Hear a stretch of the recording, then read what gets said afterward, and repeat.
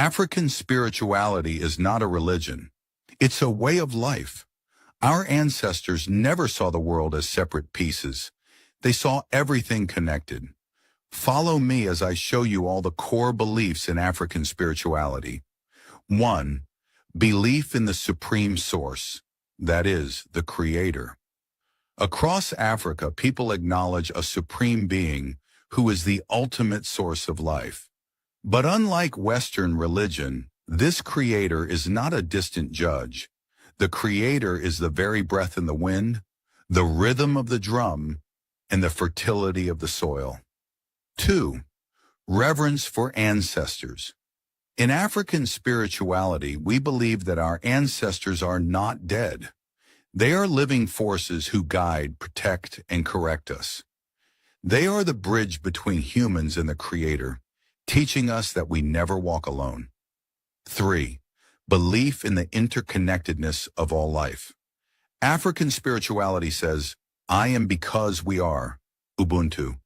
In African spirituality, we believe that humans, animals, plants, rivers, and mountains all carry spirit. You harm one, you disturb the balance of all. 4. Spirits of nature. African belief systems see rivers, trees, rocks, and forests as not just objects but sacred beings. That's why many African communities had sacred groves and river rituals where offerings were made to keep harmony with nature. 5. Balance and harmony. In African spiritual beliefs, life is not about escaping to heaven. It's about living in harmony here and now. African spirituality teaches that sickness, misfortune, or chaos comes when balance is broken. Healing rituals, herbs, drumming, and prayer restore that balance. 6. Rituals, symbols, and energy. In African spirituality, we believe that masks, drums, beads, and dances are not decoration. They are tools of power, opening doorways between the physical and spiritual worlds. We believe that every symbol carries energy, and in every ritual renews the bond between people, ancestors, and the Creator. So the next time someone asks you, what are the beliefs of African spirituality? The answer is simple. Everything is sacred. Everything is connected. And life is about balance. If you felt this, follow Dumazid to keep walking the path of ancestral wisdom.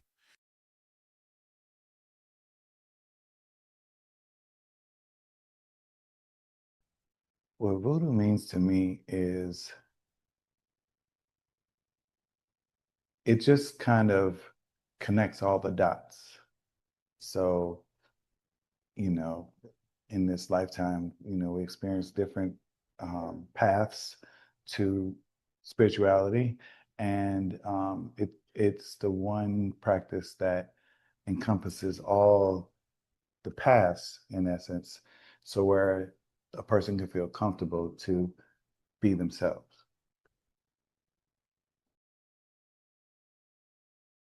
This is why you need to double-check who's lurking off the coast. The Barbary Corsairs didn't just steal gold, they stole people.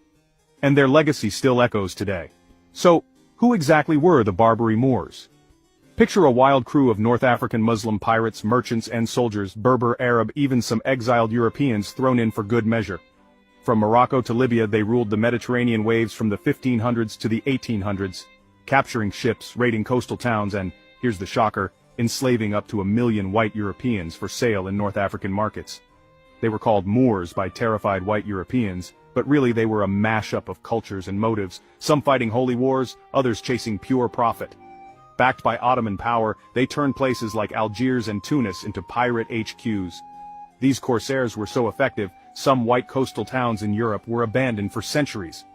Their reign of terror finally ended when white European gained a little power, and yes, early white colonizers in the Americas fought back hard. And here's the twist. Before white Europeans sailed the seas, they were more likely to have their people enslaved in Africa and the Americas than the other way around. Now that's a plot twist you won't find in most history books. Let's get more into it.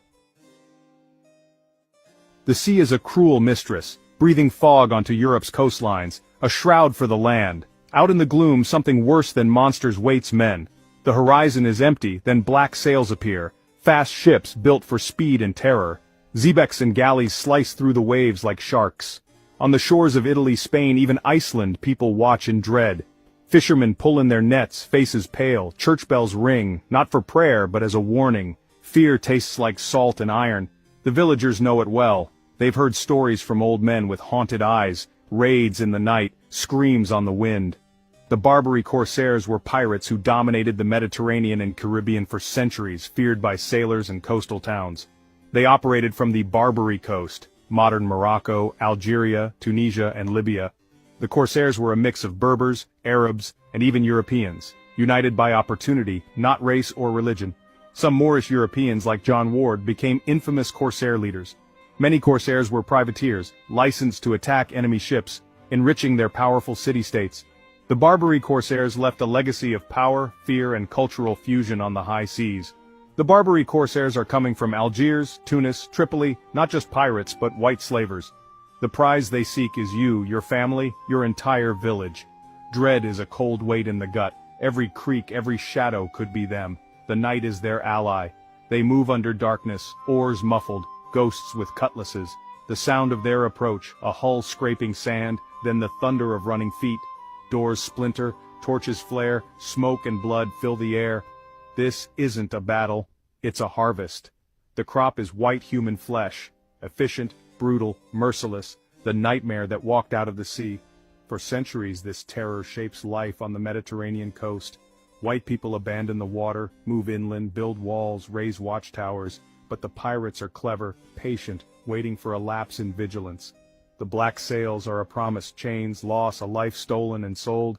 This is the age of the Barbary Moors. The sea belongs to them. Every white coastal village lives in the shadow of those sails. The fear is constant, a legacy written in stone and memory. The nightmare is real and it comes from the sea. The Barbary corsairs' rise began after the fall of Muslim Spain in 1492. Expelled Moorish Muslims and Moorish Jews fled to North Africa, fueling a wave of piracy against Spain and its allies. These Morisco-Moorish refugees, driven by revenge, launched daring raids using their knowledge of European coasts. The arrival of the Ottoman Empire in the 1500s transformed piracy into organized, state-sponsored warfare. Legendary leaders like the Barbarossa brothers turned Algiers into a pirate stronghold. Under Ottoman guidance, the Barbary states became powerful naval forces known as the Regencies. Piracy became big business, with fleets and fortified cities built on the profits of raiding. For centuries, the Barbary coast was a hub of relentless pirate activity, threatening all Mediterranean trade. The era of the corsairs had truly begun. The Barbary corsairs targeted merchant ships from Spain, Italy, France, and England, seeking valuable cargo and captives. Their fast galleys and later advanced sailing ships made them masters of surprise attacks. They didn't just strike at sea. White coastal towns across Europe lived in constant fear of sudden raids called razzias. Villages were plundered, homes burned, and entire communities taken captive. The most prized loot was white people, men, women, and children destined for the slave markets of North Africa and the America. White captives endured brutal marches and horrific sea journeys, with many dying before reaching the Barbary coast. Survivors faced a life of slavery, hard labor, or ransom. The threat of corsair raids reshaped white European coastal life. Watchtowers rose, militias formed, and many fled inland. The fear was ever present. A single night could destroy a family or a village. The corsairs' reach extended as far as Iceland, showing their audacity and skill. For generations, the Barbary corsairs were a relentless force, shaping the lives and defenses of millions. Their raids left scars on the white European psyche and coastline. The Mediterranean was a sea of danger, ruled by the corsairs' swift ships and ruthless ambition. The Barbary slave trade was a massive, often overlooked chapter in history. Millions of white Europeans were captured and enslaved between the 1500s and the late 1800s. Corsairs targeted sailors, villagers, and travelers, anyone unlucky enough to cross their path. White captives were sold in bustling slave markets in Algiers, Tunis, and Tripoli. White men faced brutal labor, rowing galleys, building fortifications, or toiling in quarries. White women became domestic servants or entered the harems of the elite.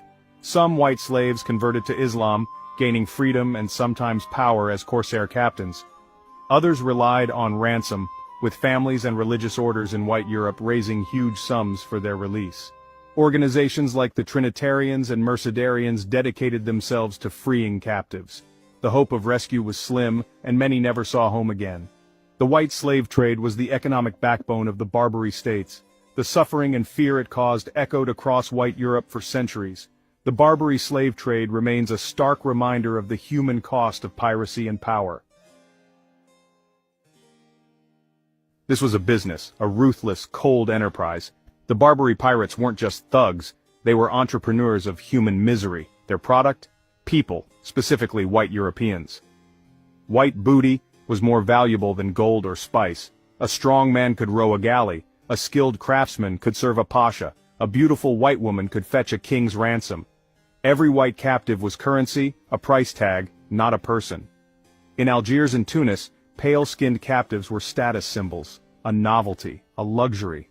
The corsairs were expert appraisers, inspecting hands, teeth, muscles, like livestock at auction. No malice, just the cold gaze of a Moorish merchant. The system was state-sponsored, rulers took a cut of every prize. Piracy was the engine of their economy, funding armies, palaces, harems. Captains like Barbarossa and Murat Reis were legends, national heroes built on stolen lives. When black sails appeared, it wasn't personal, it was business. The pirates weren't driven by hate, but by the market. They fulfilled orders, galley slaves, cooks, servants. The coasts of white Europe were their supermarket. The shoppers waited in Barbary. The human cost was irrelevant, profit was king. The business of white booty was booming. Every raid was a transaction, every white captive a commodity. The suffering was just a line on a ledger, and the market never slept. The corsair was a hunter, a predator who perfected the ambush. It wasn't about a fair fight, it was about winning by any means. Deception was their favorite weapon, a friendly flag, a sudden switch, chaos unleashed. Their ships, xebecs and galleys, were the sports cars of the sea, fast and agile. They could hug the coast, hide in coves, outrun and outmaneuver their prey. When the wind died, oars drove them forward, inescapable doom. Attacks on villages were military operations. Scouts mapped the town, escape routes sealed. The assault came from all sides, beach diversions, hidden ambushers. White villagers ran from chaos, only to be trapped by more corsairs. It was a perfectly executed trap. The attack was a storm of noise and fire, gunshots, war cries, torches on roofs. White villagers, disoriented and terrified, were quickly rounded up. The pirates moved with brutal efficiency, binding hands, herding captives, in and out before any defense could form. By the time help arrived, the corsairs and their human cargo were gone. The sea swallowed the evidence. The art of the ambush was their signature. No mercy, no warning, no escape. The only certainty was fear. The pirates vanished as quickly as they came. The white villages was left in ruins. The lesson, nowhere was safe. Being captured was just the beginning. The journey to North Africa, North America and the island was a nightmare. White captives crammed below deck, air thick with fear and sickness. The weak died, only the strong survived. In Algiers or Tunis, white captives were paraded through jeering crowds, a living trophy. At the slave market, auctioneers shouted out qualities, buyers inspected white captives like livestock. Families were torn apart without hesitation. Men rode galleys until death. Skilled workers served masters. Women faced the grimmest fate in harems. Life depended on an owner's whim. Freedom was a distant hope. For most, the auction block was the start of endless servitude. The spectacle was public, the suffering private. The market thrived on human misery. Ransom was the pirates' other business, hostages as investments. A common sailor fetched little, a nobleman, a fortune. The process was theater white captives wrote desperate letters home, white families sold everything, religious orders begged for donations, negotiations were absurd, pirates demanded fortunes, monks pleaded poverty, haggling dragged on for weeks. Pirates played games, threatening executions, raising prices, sometimes recapturing ransomed victims. It was extortion with contracts and negotiators. A whole economy built on human desperation. The system was cruel, cynical, and bizarrely formal. Ransom was just another line of business. The suffering was real, the bureaucracy relentless. For some, ransom meant hope. For most, it was a cruel joke. The pirates always got paid. The cycle never ended. White European women captured by Barbary corsairs faced the brutal reality of the slave trade. Their treatment varied depending on who purchased them, but the outcomes ranged from domestic servitude, prostitutes, and concubinage to harsh labor and a life of confinement. Upon arrival in North African cities like Algiers, captives were paraded, chained, and nearly naked for inspection before being sold at auction. Families were often separated, with husbands, wives, and children sold to different buyers. Captives were segregated by sex, with women often sold into domestic servitude or harems. A prospective buyer might pay a higher price for a young, beautiful, or educated white woman. Many white women, particularly those taken by rulers like sultans, were forced into concubinage or confined to harems. While some could become powerful within the harem system, many lived out their days in captivity. A harem is a domestic space that is reserved for the women of the house in a Muslim family. A harem may house a man's wife or wives, their prepubescent male children, unmarried daughters, female domestic servants, and other unmarried female relatives. Other women became household servants for private parties. Their living conditions could vary widely, with some being treated as virtual companions, while others were subject to hard work and beatings if they failed to meet demands. Captive white women, especially those traveling alone, were constantly aware of the threat of sexual violence. This created a severe gendered double standard where a captured white woman was often viewed by her home culture as having lost her chastity simply by virtue of her captivity. Although some captives could gain freedom by converting to Islam, this was not a guaranteed outcome. A captive's fate remained largely at the discretion of their owner. Many captives died during the voyage to North Africa, North America, and the islands due to disease, lack of food, and poor conditions.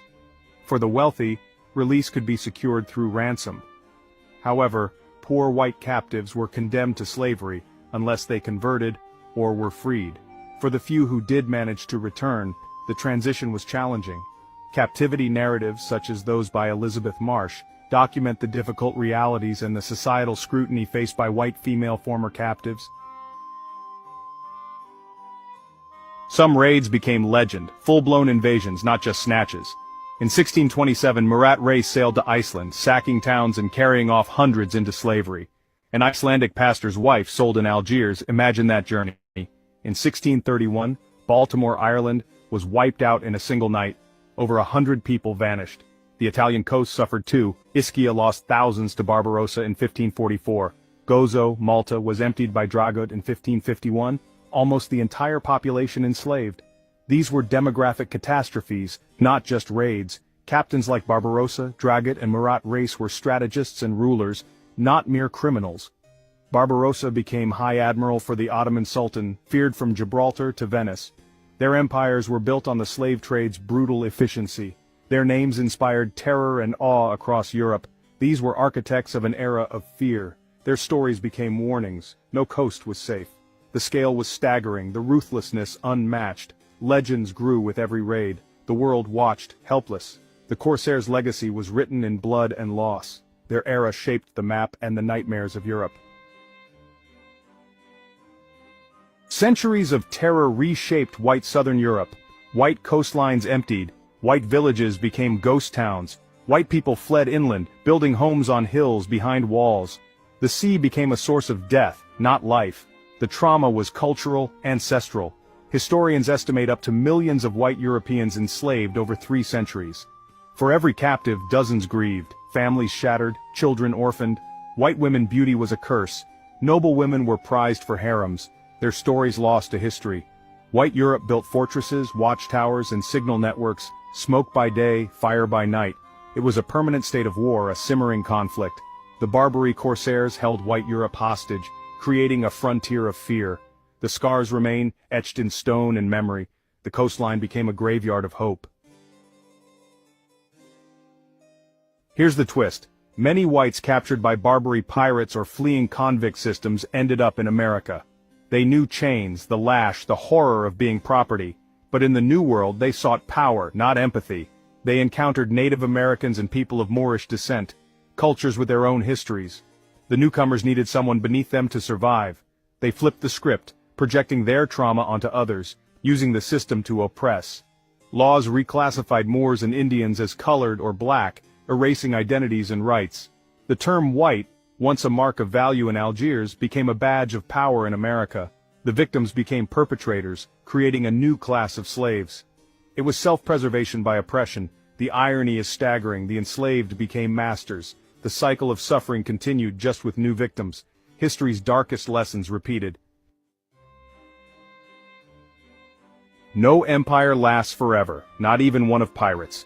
By the 1800s, Europe and the new United States were done paying tribute. Their navies grew stronger, the old games were ending, the U.S. pushed back first. Jefferson refused Tripoli's demands, sparking the First Barbary War. The U.S. Navy fought back, making a statement. The days of easy money were over. Europe followed. After the Napoleonic Wars, their fleets were unmatched. Keep in mind, Britain was ran by Moore up until 1836. In 1816, a white British Dutch backed by British Moor's fleet bombarded Algiers, demanding the release of all white Christian slaves. The Dey refused, the city was shattered, the Corsair fleet destroyed. The Barbary state's power was broken. In 1830, France invaded Algiers, ending its Corsair era for good. One by one, the Barbary states fell under European control. The reign of the pirates, 3 centuries long, was over. The black sails of fear were torn down. The sea became a little less cruel. The nightmare finally ended. So, the question becomes, what did the Corsairs Moors do with all that booty they collected? Well, the Barbary Moors, also known as Corsairs, used the booty they collected from raiding white European ships and white coastal towns to enrich themselves, fund their states, and fuel the ongoing piracy and slave trade.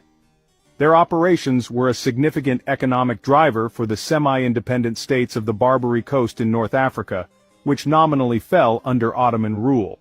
This was often the most valuable part of the booty. Captives with wealthy families or governments were held for ransom. Those who could not pay their ransom were sold into slavery in markets across North Africa. Rulers of the Barbary states, such as the Pasha, had the right to claim a portion of the captured slaves for their own use.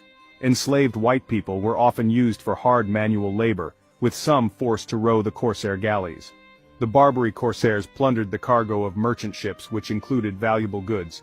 The goods were sold and the profits were distributed among the Corsair captains and crew. A portion of the profits was given to the state that sponsored the Corsairs' activities, filling state coffers. The Corsairs often kept the white captured ships to add to their own fleet.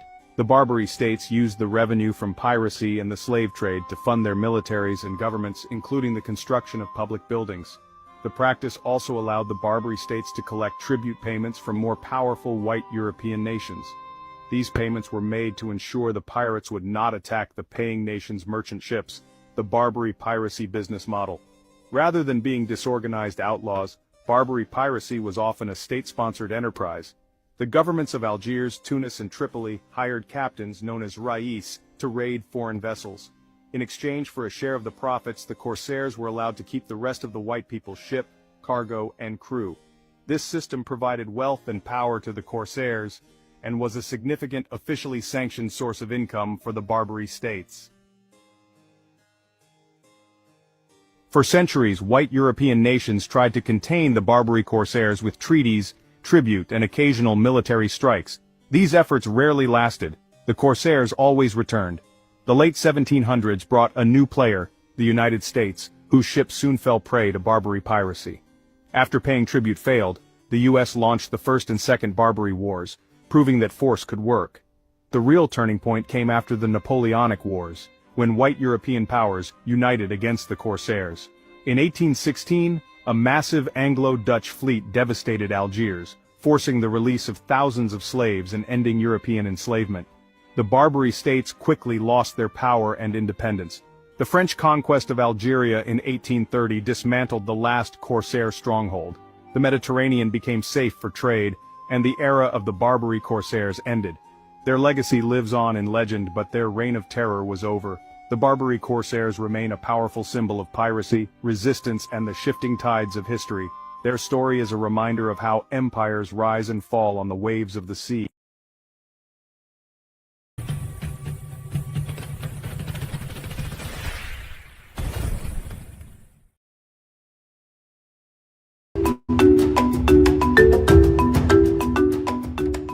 Welcome everyone to our second annual National New Orleans Voodoo Day. What is New Orleans Voodoo in a world of voodoo? We understand that voodoo originated in West Africa. Our parents, our grandparents birthed voodoo, and that voodoo was carried into the so-called New World by way of the Middle Passage and enslavement.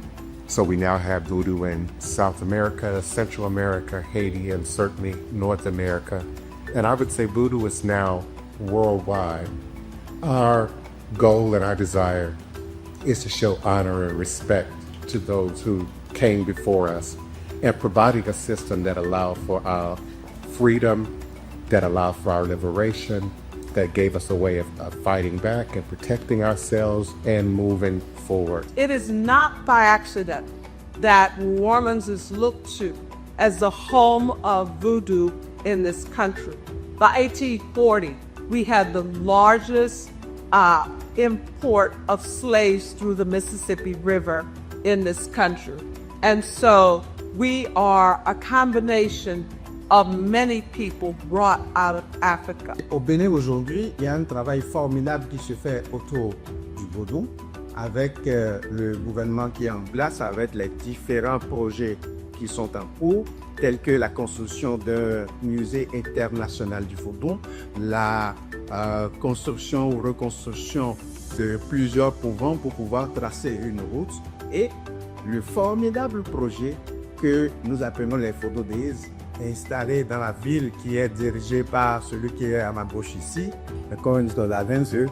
Retelling the formidable work of the Vodou with so many projects like the Museum of International Museum of Vodou, the construction of the Works of Vodou, and then all the amazing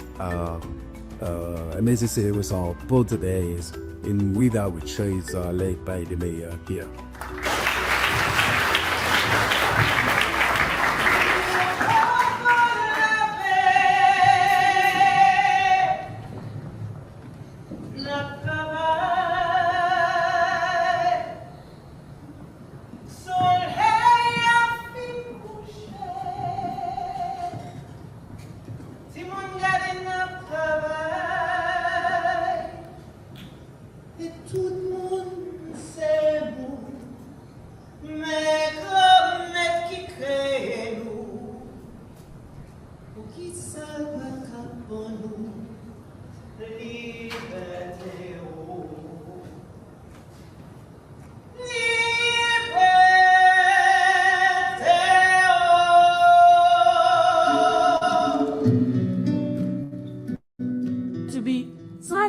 City agreement today with we that they need is another history, and it's happening in the city during a moment. This weekend, the New Orleans National Voodoo Days will be celebrated the second edition of New Orleans National Voodoo Day, an event that they picked up from Benin, which is the cradle of voodoo in the world.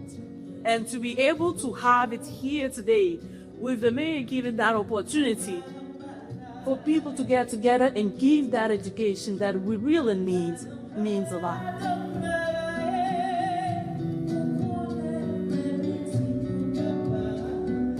The city of New Orleans would not be who she is today if it were not for all of our people. But we continue to be the most Afrocentric city in the United States because of the rich culture and history of this great city, and we have a responsibility to preserve it, to grow it, to educate our people. So we have a great opportunity to enter into officially a sister city agreement with Wida Benin. I'm honored.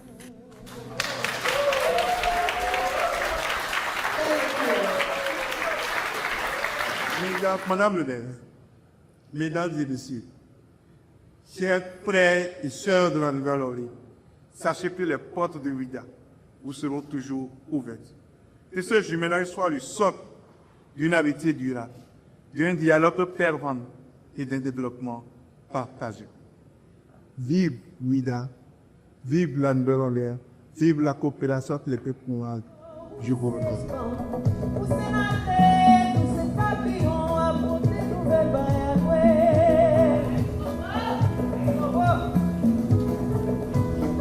Papa Loco,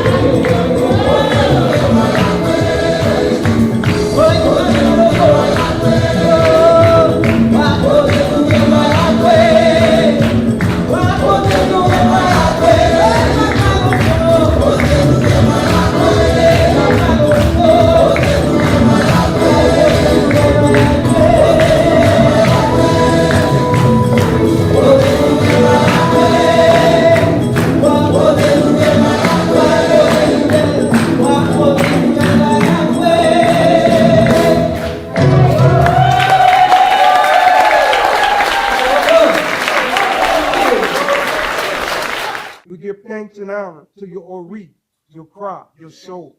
Be at ease, be at please. Continue to work with us in New Orleans to develop a much more richer, inherent culture from Africa to Haiti to Brazil. We give thanks and honor for your presence today, and we say our share. I share. My goal when creating, hand sewing, hand beading, hand sequencing a suit is to bring voodoo to that demonstration. In the culture here in New Orleans, we like to say pretty in the front, pretty in the back. My suit in particular is a mix of Aboriginal and Indigenous medicine symbolism, but I also incorporate Haitian, Veve, and other voodoo symbolism into each year's suit. I am motivated most by two things when I'm creating a suit. Egungun culture in West Africa, Galede culture in West Africa, Galede, G-E, and the acknowledgement of ancestral masquerade from a West African demonstration. And my second motivating factor for masking and continuing to mask is Big Chief Victor Harris.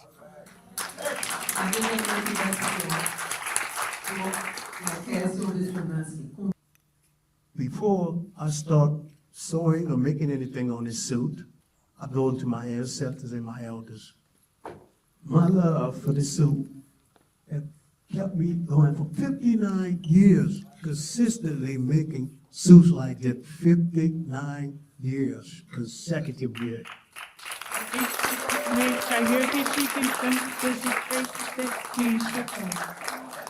I'm saying a short version of a prayer before we leave home on Mardi Gras Day.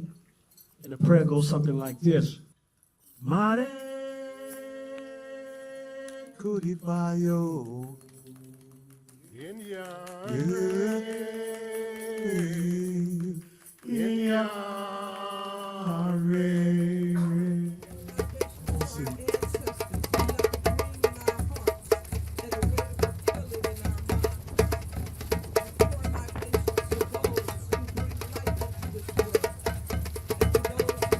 I'd like to begin the libation. Odumakoma, Nyakapam, Sagbo Maui Lisa, Bandi, Jah, Jehovah, Ra, Buddha, Kantanka Ra, and all the appellations you go by. We are grateful. Give thanks and honor to the Earth Spirit, Nana Sasaya. We give thanks for the trees, the leaves, the berries, the fruit, the fauna, and all the foundations that we're able to build our homes and stand on. We are grateful. We give thanks and honor. Ashe, Ashe. So I'm very grateful that in 1995 in September, Dagbo Hanu came to New Orleans abroad, and he entered into the Voodoo spiritual temple when it was just in a baby stage. And he touched everything And also he brought along from Benin of the Shrine of the Python. And already this Python has chosen me, was in the house. So this is in very created honor for we are here today. The soul of Benin, the soul of our great founders of the idea of Voodooism. And how we cultivate that science will tell how all that will and our young youth will expand that rhythm throughout the periods of time as we go forward into our state of ancestrism. So Miss Aida came out to greet you today.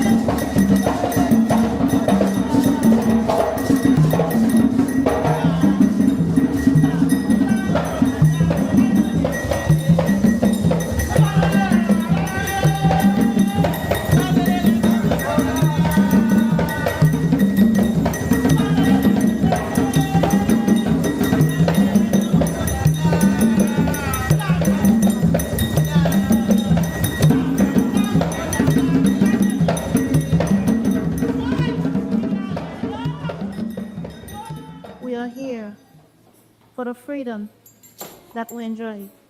If we are free today, it's thanks to our ancestors directly from Africa. I don't care who you are, where you come from, we are the children of Africa. Okay?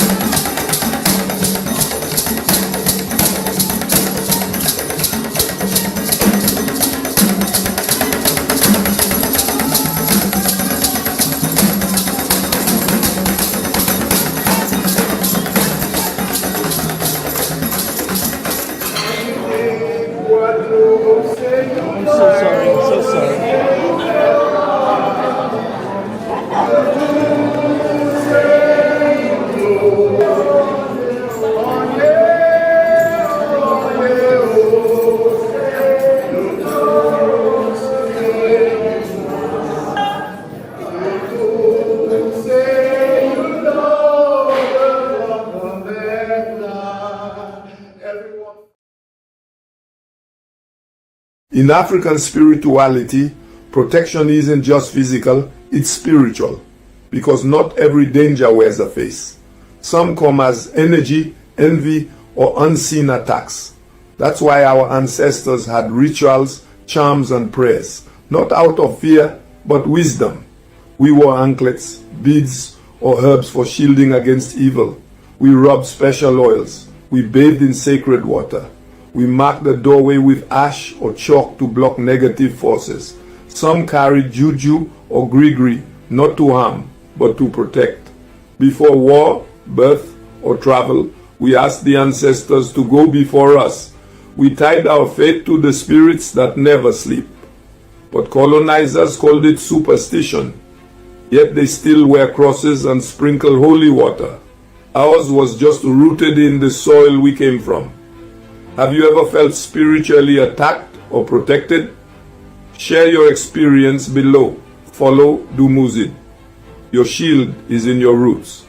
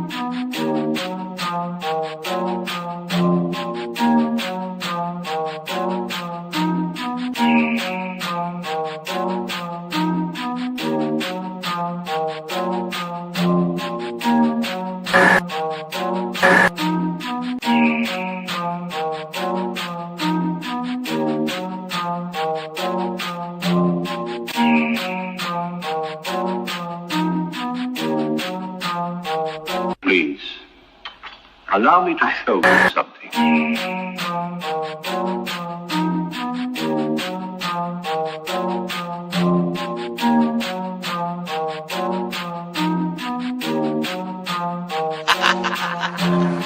They say I'm crazy and that might be true. I got this right in my DNA, yeah, I'm coming for you. It's time we turn the tables, flip these motherfuckers on you. I wanna see you hanging from trees, it's time you pay for your dirt and your shit. You created the monster, you created the beast. Now all this savagery you just gon' reap. I'm coming home, daddy, to the plantation, and I'm taking the lives of everybody, including the children, on some Nat Turner. Oh, do you hear that sound? It's about to go down. Unleash the beast, we about to tear this motherfucker down.